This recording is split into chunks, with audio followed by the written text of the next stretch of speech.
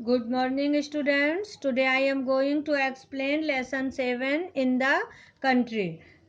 अपने देश में। तो ये पोयम W.H. डेविस ने लिखी है और इन्होंने अपने देश के शहरों के बारे में, शहरों में रह रहे मनुष्यों की पीड़ा का सजीवता पूर्वक वर्णन किया है।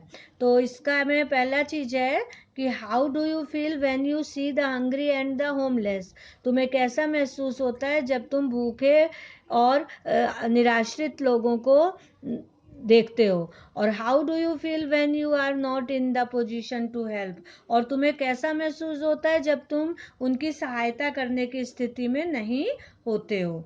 तो ये पोयम में यही बताया गया। हम ये स्टार्ट करते हैं। This life is sweetest in this wood, I hear no children cry for food, I see no women wait with care, no man with muscles wasting here. तो पोएट यहाँ पे कह रहे हैं कि this life is sweetest in this wood. ये wood means यहाँ पे जंगल और वनों से हैं, तो वनों का जीवन कितना मधुरतम है। I hear no children cry for food, मैं बच्चों को भोजन के लिए बिलखता हुआ नहीं सुनता हूँ। I see no women wait with care, और किसी भी औरत को चिंता से परेशान नहीं दिखती है। No man with muscles wasting here, और कोई भी आदमी बाहुबल का अपव्यय करता नहीं दिखाई देता है। No doubt it is a selfish thing to fly from human suffering. No doubt he is a selfish man who shuns poor creatures sad and wan. But it is a blessed life to face. तो poet यहाँ कह रहे हैं कि no doubt it is a selfish thing, निसंदेह वह एक स्वार्थपरायण कार्य है। To fly from human suffering, दुख भोगते मानवों से दूर भागना। No doubt he is a selfish man, निसंदेह वह एक स्वार्थी मनुष्य है। Who shuns poor creatures sad and wan, जो दुखी और निस्तेज गरीब प्राणियों से दूर रहता है।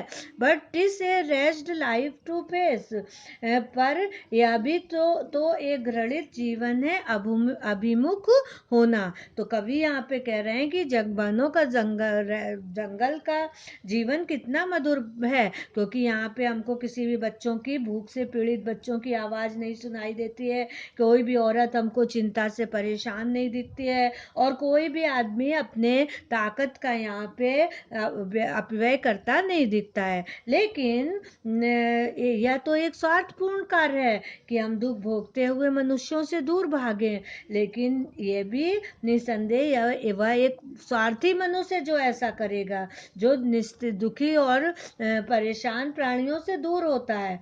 पर यह भी तो एक जीवन घृणित है कि अभिमुख होना। Hunger is almost every place, cursed with a hand that's empty when the heart is full to help all men. Can I admire the statue great when living men starve at its feet? Can I admire the park's green tree, a roof for homeless misery?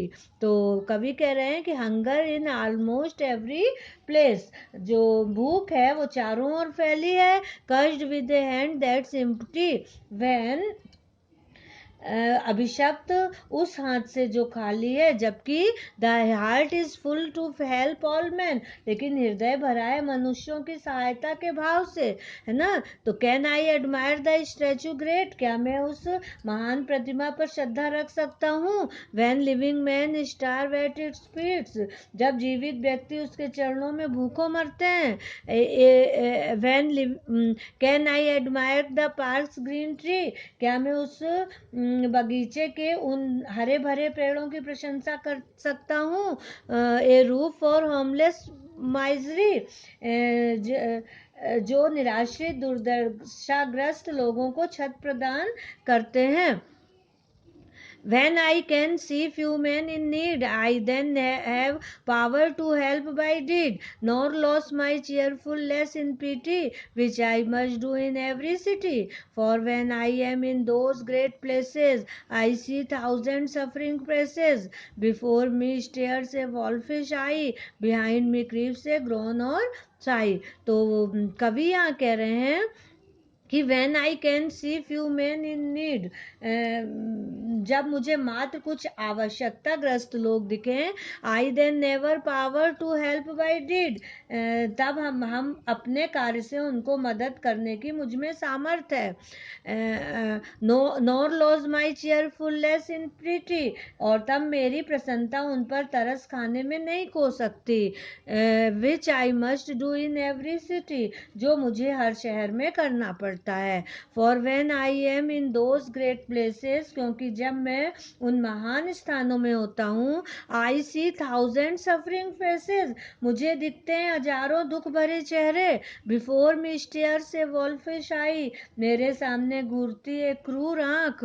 Behind me creeps a groan or sigh, और मेरे पीछे रेंगते आर्तनाद और ठंडी सांसें। तो कवि यहाँ कह रहे हैं कि भूख से जो है वो भूख तो चारों ओर फैली है, और हमारे जो हाथ हैं वो बिल्कुल खाली हैं, और हृदय हमारा मनुष्यों की सहायता के लिए भरा हुआ है।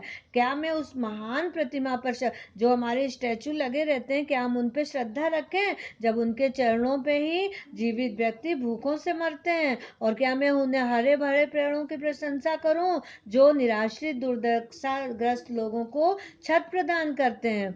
तो जब मुझे कुछ, और कवि यहाँ पे ये भी कह रहे हैं कि जब मुझे कुछ ही लोग दिखें कि जिनको जरूरतें हैं, तो हम उनकी मदद करने में मुझ में सामर्थ्य होती है, और तब हमें प्रसन्नता उन पर तरस खाने में नहीं खोती है। हम उनको जब उनके ऊपर उनकी हेल्प करते हैं तो हमको प्रसन्नता होती है। लेकिन जब मुझे हर शहर में यही करना पड़ता है ना, तो मैं देखता हूँ कि उन महान स्थानों पे हजारों दुख भरे चेहरे हैं, और एक आंखें हमको घूर रही हैं, और मेरे पीछे जो है वो ठंडी सांसें और जो आर्तनाद है वो सुनाई दे रहे हैं। तो इतने सारे लोग हैं कि हम किस किस की मदद करें, और हम उसमें असहाय हो जाते हैं। इसलिए कवि चाहता है कि हम जो हैं वो वन में जाके रहें, जहाँ पे हमको किसी का भी आर्तनाद सुनाई न दे, कोई भूख से रोता दिखाई न दे, कोई औरत परेशान न दिखाई दे, क्योंकि हम सबकी सहायता